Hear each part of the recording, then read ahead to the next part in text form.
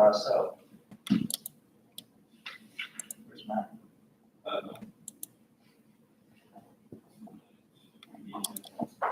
Yeah. Just gonna ask when we're gonna meet, but.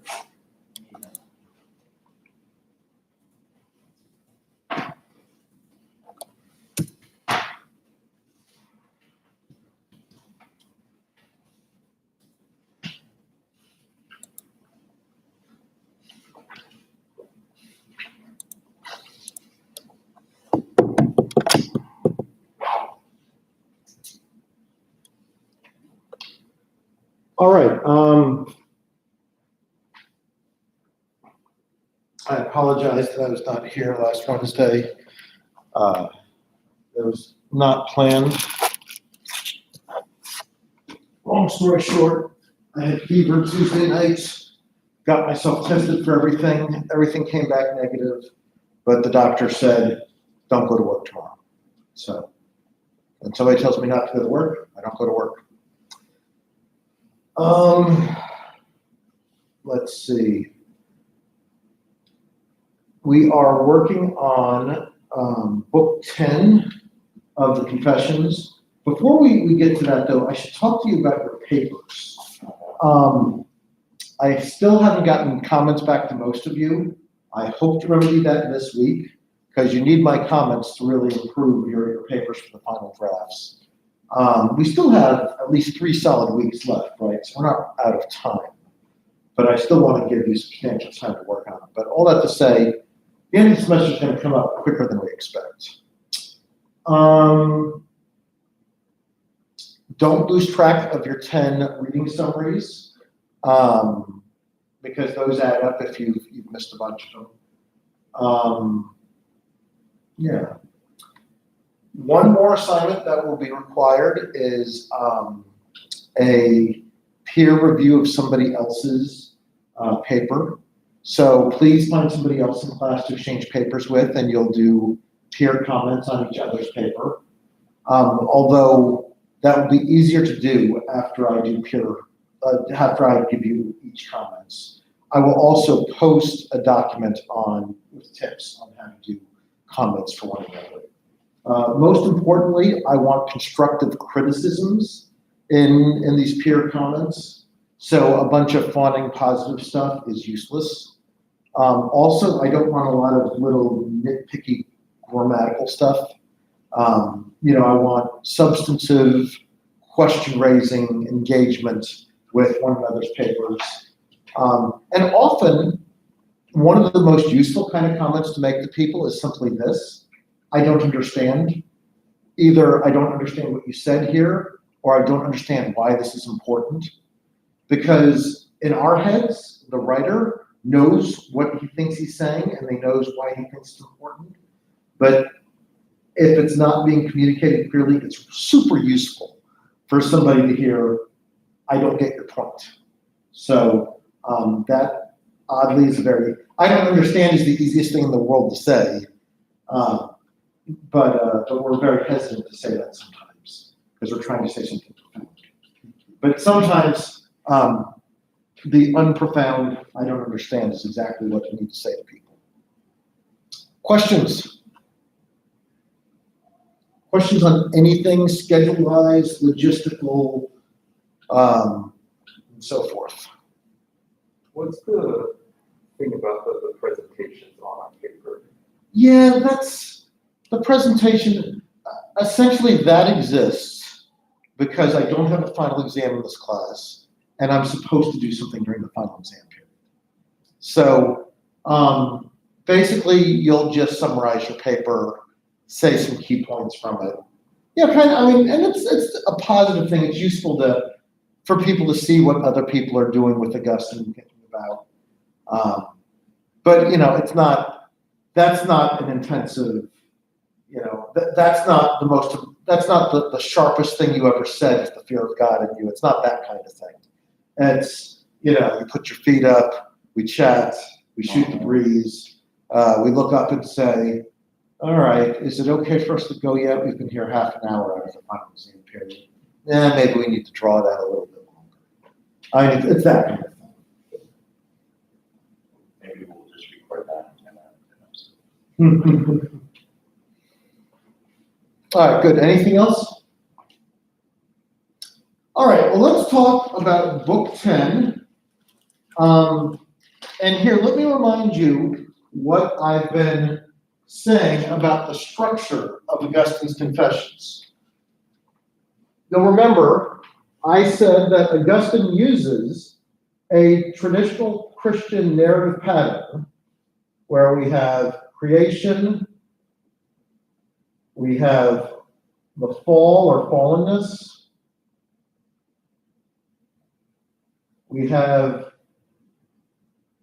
redemption, or really the road to redemption.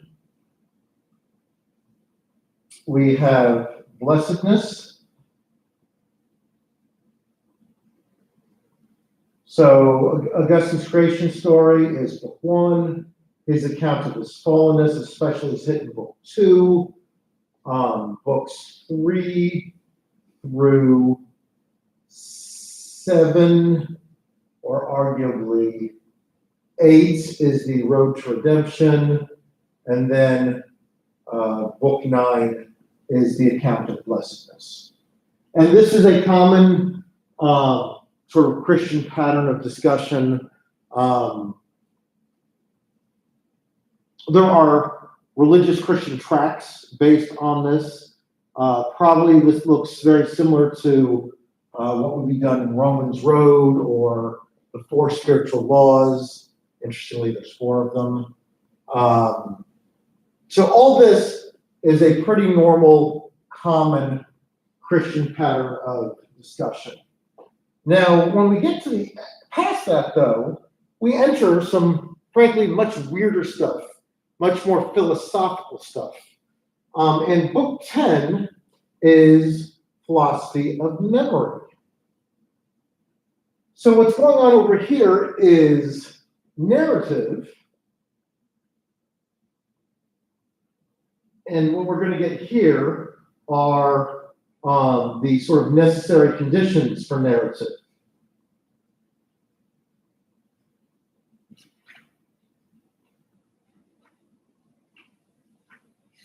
So we're going to have memory, we're going to have time, we're going to have creation. I think we're going to have form and substance. I always forget what the fourth one is. But essentially, in order to tell a narrative story over time, you need an account of memory, and the Platonic account of memory is also bound up to a certain degree with identity.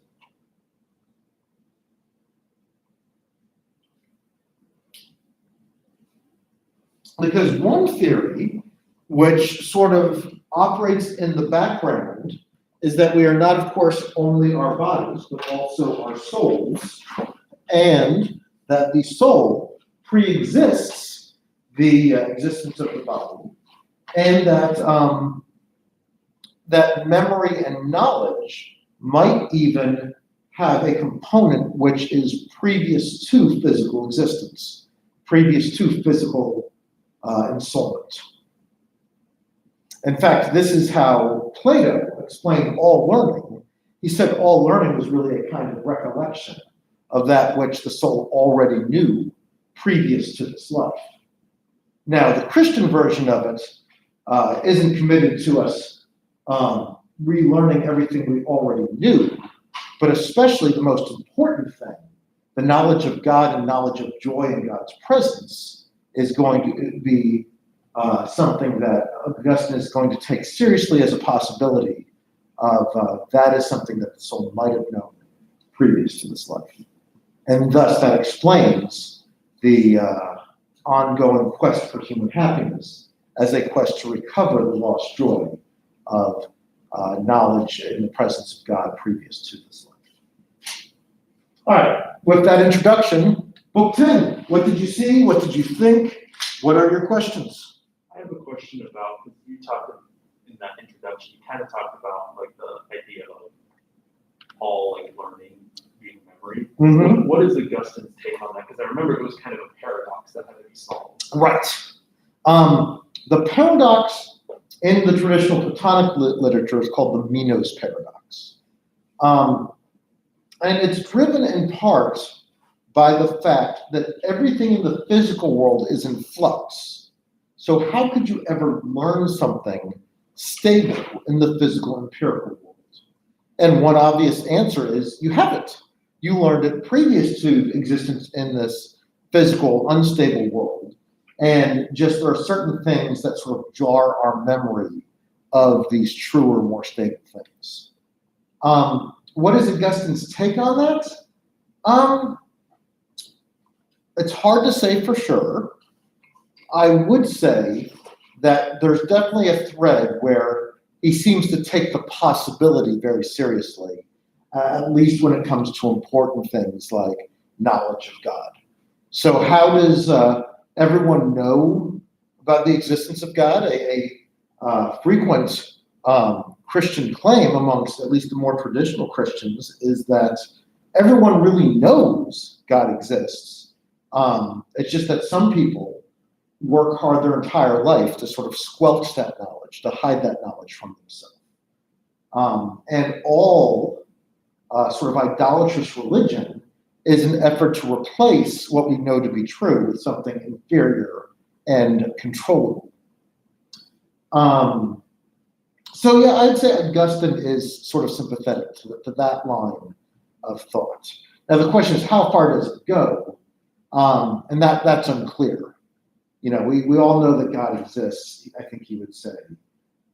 Do we know that the God of Yahweh is the right one? Maybe not. Maybe we don't know exactly that. Do we know? Yeah. We know that God exists, and we know that in him is true joy. But it's less clear beyond that what we know.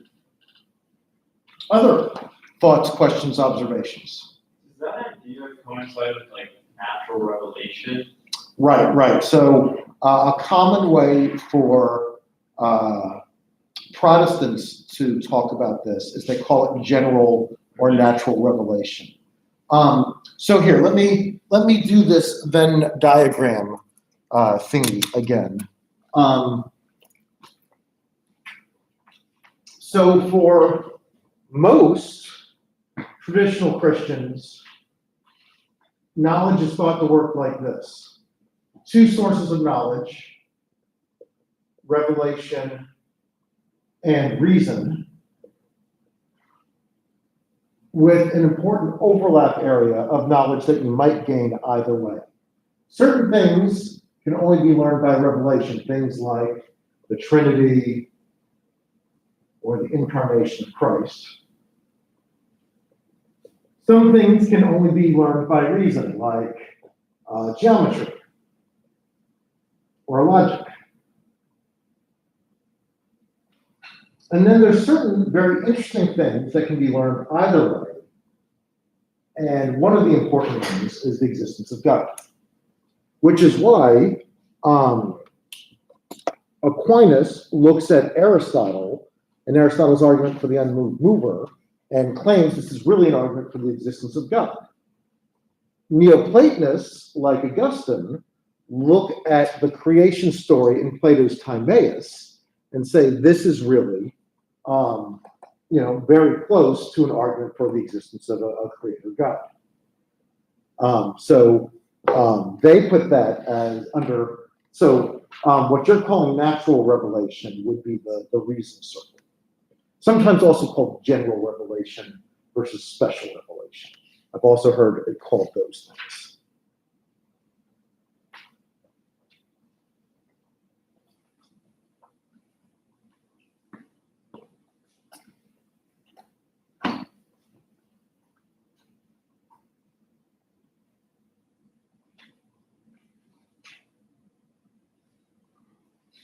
Anything else? Any other initial questions, thoughts, observations, book 10? I just thought it was really cool kind of at the beginning when he's introducing the chapter, I suppose, of the book. He talks about his confession and the sin, and he kind of gives an explanation. I don't have anything deeper there, but it was really cool to hear that. Because I think the whole time, and even in my paper a little bit, I'm kind of roasting Augustine of like, he's such a he talks all the time about his like sex addiction stuff, and it's like this is super weird. This guy he's a really sinful guy, I suppose. But I think in one class he made the point that maybe he's just being a little more honest than everybody else is. So when I read that, that was kind of what I got out of it. Was like he was trying to be very honest. You know, let me offer this to you. When I was younger, when I was your age, there were certain people I kind of idealized. And usually these people would say, you know, I mean, they appreciated the esteem, but they would usually discourage the idealization. And part of it, I think, comes with age. With age, you know, no matter who you really are, if you're reflective, you start to realize, you know, whatever I've accomplished, yeah, I could have done more. Whatever good things I've done, yeah, those things were good, but the motives were less than perfect. Whatever I've done for my kids, yeah, they appreciate it, but maybe I could have and should have done more. If you're a reflective person, it creates a kind of dissatisfaction. So one way of interpreting Augustine isn't so much that, I mean, I do think he had this bipolar, you know, thing, and that he actually was a sex addict. But I think in our culture, we take people like Augustine to be pretty normal. And until they tell us they're not normal, then we start to say, oh, maybe you're kind of sick. But I don't know. I mean, again, as far as I can tell, his number of sexual partners could be counted on 1 to 2 hands. Maybe, and you'd have fingers left over. Maybe just one hand. Because he definitely fooled around with a couple of people in book 2. He had his committed lover for 9 years, and then he got rid of her, and then he had the interim lover before he was going to have, during the time of his engagement. So my count is, you know, that's 3 to 5 people for sure. In our culture, I mean, you might call a guy like that a prude. I mean, depending on which circle you're in. I mean, you know, you shouldn't already be hitting 5 at your age, but you know, by the time you're my age, you know, you might be a little ashamed of that number and that it's too low. I mean, again, depending on the circles you're in. If you're in the religious circles, you know, that's way too many. But I think in secular circles, I think that's well within the norm. Yeah. I just wanted to say this. I thought the chapter 31 on food, I found it interesting is the idea of treating food like medicine. And like, Yeah, you know, food. it doesn't seem like food itself. Like I just don't see like, even if it is like in the material realm, if you're like a true Platonist, like still like the pleasures of food aren't like inherently, like it's not, I don't know, it just doesn't seem like it should be such a big deal. Well, you know, again, food is the other interesting thing. Food, I mean, often the virtue of temperance is thought to include our desires towards food and our desires towards sex. So these are the two physical appetites. One is necessary for your life itself, the food one. But it's often been pointed out that you know, the human race does kind of need sex, even if we don't really need it individually. So these two desires have been often grouped together as sort of expressions of the same virtue. And like one's desire for sex, one can have healthy or unhealthy attitudes towards food. You know, most often gluttony. I mean, which frankly is probably literally the deadliest of the deadly sins. I mean, people who eat too much or eat unhealthily to this day, shorten their lifespan. Full stop. And it's especially a problem in our culture where, we have access to food because we have wealth and abundance.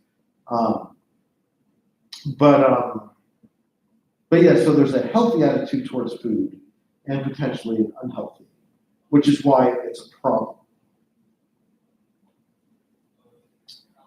Let's see if there's anything specifically in chapter 31 else I should comment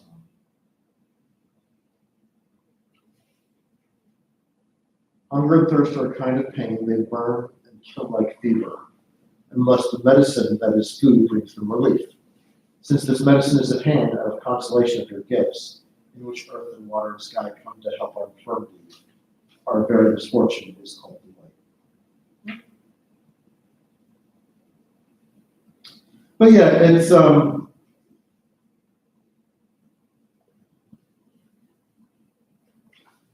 if you look at the final paragraph of chapter 31, you see this. Ooh. Actually, let's go not just the final paragraph, the final two paragraphs. I do not fear uncleanness of food, but uncleanness of desire. I know that Noah was permitted to use every kind of flesh that could be used for food, and that Elias, I wonder if that's Elijah or Elisha perhaps, was fed with flesh, and that John, who was gifted with wondrous abstinence, was not defiled by the living things, the locusts that he fed upon, John the Baptist. But I do know that Esau was deceived by his lust for lentils. If you remember the story of Jacob and Esau, Esau sold his birthright for a bowl of lentil soup to Jacob. And David blamed himself for desiring a drink of water. I believe that was on a day of proclaimed fast. And that the king was tempted not by flesh, meat, but by bread. Right, because Christ in the desert, after fasting, it was proposed by the devil that he turn rocks into bread. Therefore, the people in the desert deserve to be reproved, not because they desired flesh meats, but because out of a desire for food, they murmured against the Lord. Then in the midst of such temptations, I struggle each day against concupiscence in eating and drinking. So concupiscence is desire, physical desire. And it is a kind of lust, inappropriate attitude towards the desires of the flesh, whether it's a desire for sex or a desire, too strong a desire for food. It is not something that I can resolve to cut off once and for all and touch no more as I could concubinage. So he even compares it to sex here. So one of the tricky things about desire for food is you can't just go cold turkey. I mean, not if you're going to live. So whereas with sex, Augustine's solution was, I'm not going to try to, sort out the good from the bad desire and try to make it more pure than less pure. You're just going to say, just say no. It's like he's from the 80s. Just say no. We're not going to touch it. We're not going to do anything with it. But obviously with food, you need food. So even in our desires for food, the potential for sinfulness and sinful desire is suggested.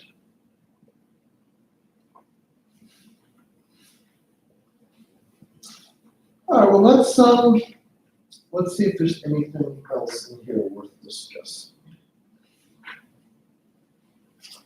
Chapter 3 discusses hearing in the ears of men.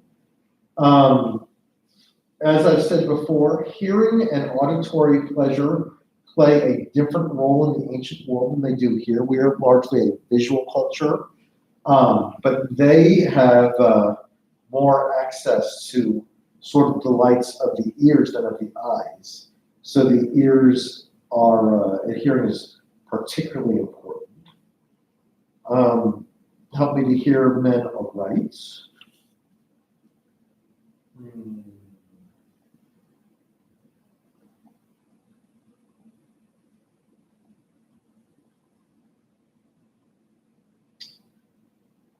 In chapter 6, we have an interesting discussion. What is it then that I love when I love you, God? Not bodily beauty, and not temporal glory, not the clear, shining light, lovely as it is to our eyes, not the sweet melodies of many-moded songs, not the soft smell of flowers and ointments and perfumes, not manna and honey, not lips made for body's embrace. Not these do I love when I love my God. So here's his negative account. He's basically saying it's not something tasted, touched, felt, heard, smelt, or seen. Yet I do love a certain light, a certain voice, a certain odor, a certain food, a certain embrace when I love my God. A light, a voice, an odor, a flesh, an embrace for the man within me, where his light, which no place can contain, floods into my soul, where he utters words that time does not speed away, where he sends forth an aroma that no one can scatter, where he provides food that no eating can lessen, where he so clings that satiety does not sunder us. This is what I love when I love my God. Clearly what he's doing is he's saying that the five senses point us, although we don't love God with our five senses, the five senses point us towards something beyond the five senses in which God is found. I mean, in a literal sense, those two passages sound directly contradictory. But clearly that's not what he's alluding to there.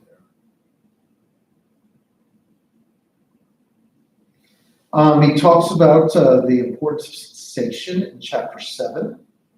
And the memories associated with sensation. Chapter 8, we talk about memory proper. In memory, all things are kept distinct according to its kind. Each is brought in through its own proper entrance as light in all colors and bodily shapes, through the eyes, all variety of sound through the ears, all odors by the portal of the nostrils, all taste by the portal of the mouth, and by the sense diffused throughout the whole body. What is hard, what is soft, what is hot, cold, smooth, sharp, heavy, or light. The great cave is memory, and I know not what hidden and inexpressible recesses within it. Takes in all these things to be called up and brought forth when there's need for them. So here's an interesting thing. Sigmund Freud is often given credit with an account of the psyche that distinguishes between the conscious, preconscious, and the unconscious. Here, Augustine is talking about things that are preconscious, things that are accessible to memory, but need to be called up. If you look throughout Augustine, often he doesn't talk about it systematically the way Freud does, but he does talk about sort of things present in us that we're not completely aware of, which, with a little charitable interpretation, sounds an awful lot like Freud's subconscious. One thing about going back to chapter 7 with sensation, I Sure. kind of thought of it, and I was thinking, if we're talking about the five senses, going to church hits all five of them. Yes, that's right. You have music, incense, Eucharist, I suppose holding hands, saying the Our Father, and obviously it's the sights and beauty of the church. And so it's interesting because I noticed he was saying, like, and what is this? I asked the earth, and it said, I am not he. So it's like we have all these earthly things that we specify to point us towards the unearthly. I just thought that was interesting. That's right. The traditional Greek and Roman services very intentionally employ all five senses in a way that some of the more contemporary services and contemporary forms of Christianity, incense is almost mocked in many corners of Christianity, and many more contemporary corners where we think we're more enlightened than this old school silliness. But the service was, for centuries and centuries, a full a fully sensual experience, as strange as it is to say it that way. Same thing, which is one of the reasons why the church was the most ornate building around, because it was meant to point towards beauty beyond itself. Whereas again, a lot of contemporary churches, I used to go to church in a building that was a renovated furniture warehouse. Because, you know, to the contemporary sensibility, a church is just a big meeting space. But historically, the aesthetics of it was thought to point to something much more important than itself. So yeah, thank you. That's a very worthwhile point.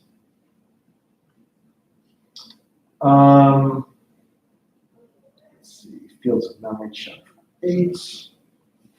Higher Memory, Chapter 9. Learning as, okay, so Chapter 10, we get a discussion of learning as remembrance. And this, of course, was the traditional view of Plato and the Platonists, that learning was kind of an illusion. It was actually explained by pre-existent knowledge in the self. That experience with the world just sort of unlocked in some way.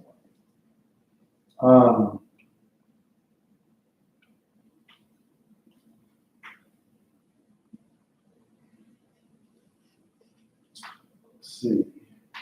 Chapter 12 talks about math. And math was always a very important thing to the Platonists because it was almost a touchstone example of how the immaterial could be greater and more real than the material. So, for example, I like to blow people's minds in my lower level classes and talk about something like a triangle or a square, and then tease them saying that they've never actually seen a triangle or a square, because nothing in the physical empirical world fits the definition of any geometric shape. So if I draw a square, that's not actually a square, because it's an approximation of a square. Because I have sloppy handwriting, the lines aren't perfectly straight. But if we are to work down to the microscopic level, nobody creates a square or geometric shape that actually fits the definition of those geometric shapes. For no one, though there are no perfectly straight lines, there are no perfectly round circles. So all that geometry only is true of objects that don't exist in the physical world. But you need these mathematical patterns in order to build complex things. And in our contemporary world, this is even more true. I mean, without this kind of advanced math, you could never build an Empire State Building or get a plane to fly. So the Greeks took this to mean that although they never had skyscrapers or planes, but they noted that the unchangeable nature of the immaterial world was more foundational and primary to the unstable and changing nature of the physical world. And Pythagoras took that so far as to basically create a whole pseudo-religion out of math, saying the world is primarily mathematical, and that everything could be broken down into numbers, including things like love and justice.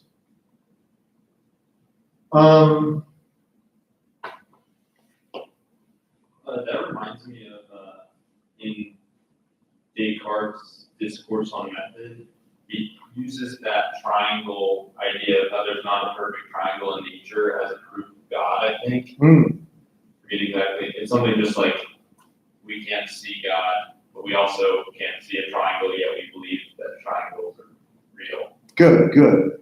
And even more so, the best explanation someone like Descartes would think for the existence of this immaterial triangle is that it's not this free-floating thing that just happens to be out there, but that this exists in the mind of God as an idea in the mind of God.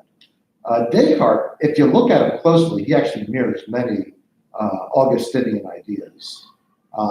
although I'm always very critical of Descartes because people give him credit for ideas that aren't his.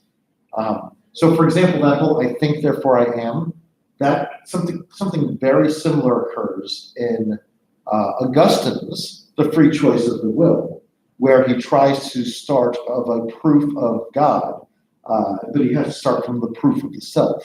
And he has a dialogue where one of the characters says to the other, well, look, if you didn't exist, you couldn't even raise the possibility of your non-existence, so therefore you must exist.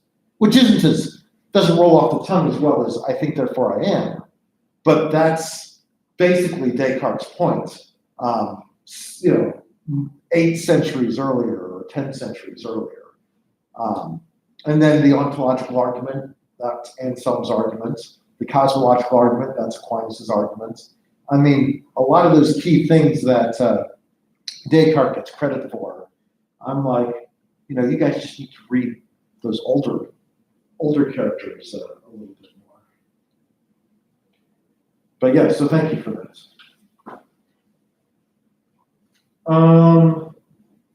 All right, so in chapter 14, we get to problems of memory, and we start to ask, so how do we understand forgetfulness?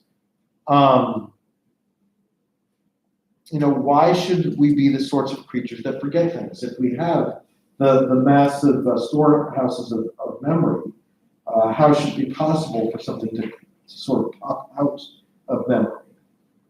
And he comes up with various metaphors for why that might be the case. Forgetfulness is ultimately he lands on something like forgetfulness is a kind of privation, an absence.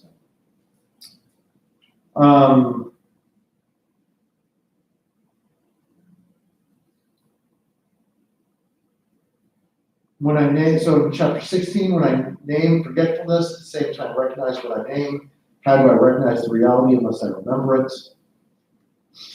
So I remember forgetfulness, I remember forgetting things. And if you think about it, I mean, he has a very meta conversation here. I remember the time I forgot something.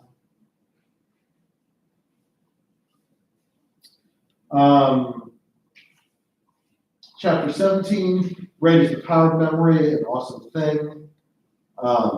What then am I? Oh my God, what is my nature?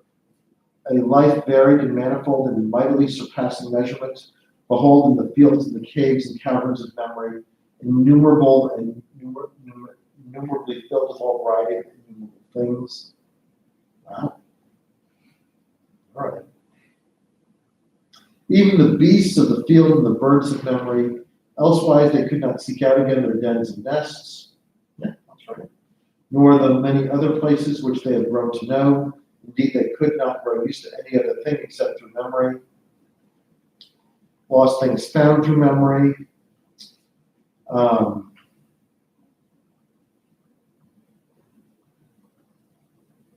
Let's see. Any of this? Oh, good. Chapter 20. Here we're getting someplace good. How then do I seek you, O Lord? For when I seek you, my God, I seek the happy life. Let me seek you so that my soul may live. My body lives by my soul, and my soul lives by you. How then do I seek the happy life? For I do not possess it until I can say enough. It is there. Here I ought to tell how I seek it, whether through remembrance, as if I'd forgotten it, but still held to the fact that I'd forgotten it, or out of desire to learn a thing unknown, whether one I never knew, or one I had forgotten so completely that I did not remember I had forgotten it. Is not the happy life that which all men will to have? It's a traditional thought in several ancient Greek schools that all men desire happiness. And no man entirely wills against. Where have they known it, that they in such wise will to possess it? Where have they seen it, the happy life, so that they love it? Truly we have it, but how I do not know. So the happy life is in memory.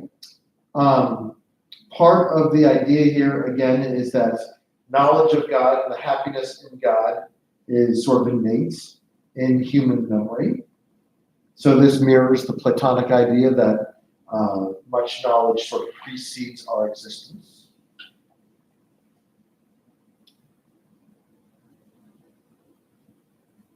And this is cashed out somewhat in chapters 21, 22, 23, 24.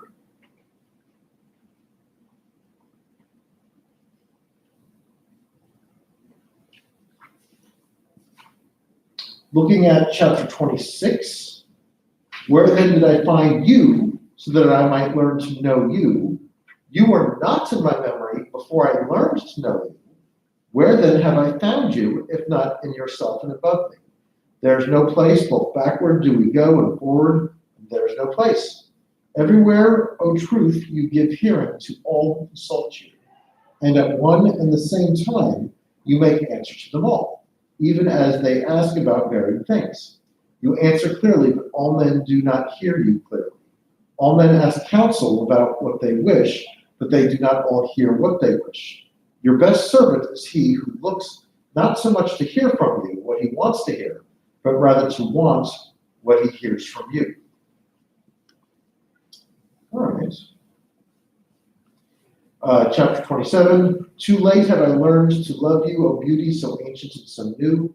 Too late have I loved you, behold. You were within me while I was outside. It was there when I sought you. An informed creature rushed headlong upon these things of beauty which you have made. You were with me, but I was not with you. They kept me far from you, those fair things which, if they were not in you, would not have existed at all. You have called to me and have cried out, have shattered my deafness. You have blazed forth with light and have shone upon me. You've put my blindness to flight. You've sent forth fragrance, and I have drawn in my breath, and I pant after you. I have tasted you and hunger and thirst after you. You have touched me, and I have burned for your peace. So here again, he works through all 5 sentences.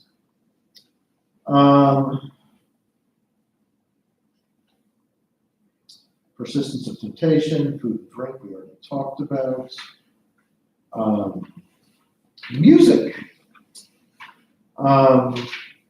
The delights of, that's chapter 33. The delights of the ear had more firmly entangled and subdued me, but you broke them and set me free. I confess that when melodies that your words bring to life are sung by a sweet and well-trained voice, I now find therein a little rest, not such that I cling to them, but such that I may rise up when I wish. But along with the words from which they take life, so that they are granted entry into me. They call for a place of some honor in my heart, and I can hardly offer one that is suitable to them. Sometimes I think that I grant them more honor than is proper.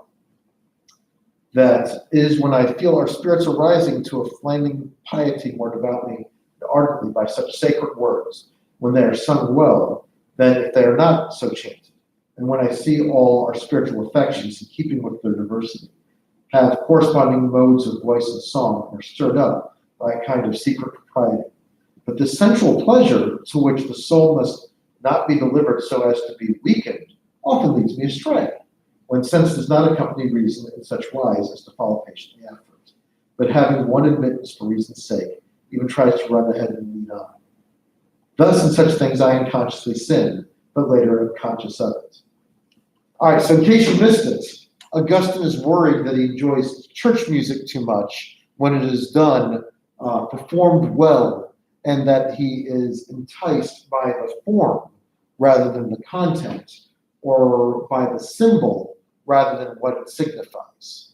That's what's going on there. So he's scared of committing idolatry towards religious music.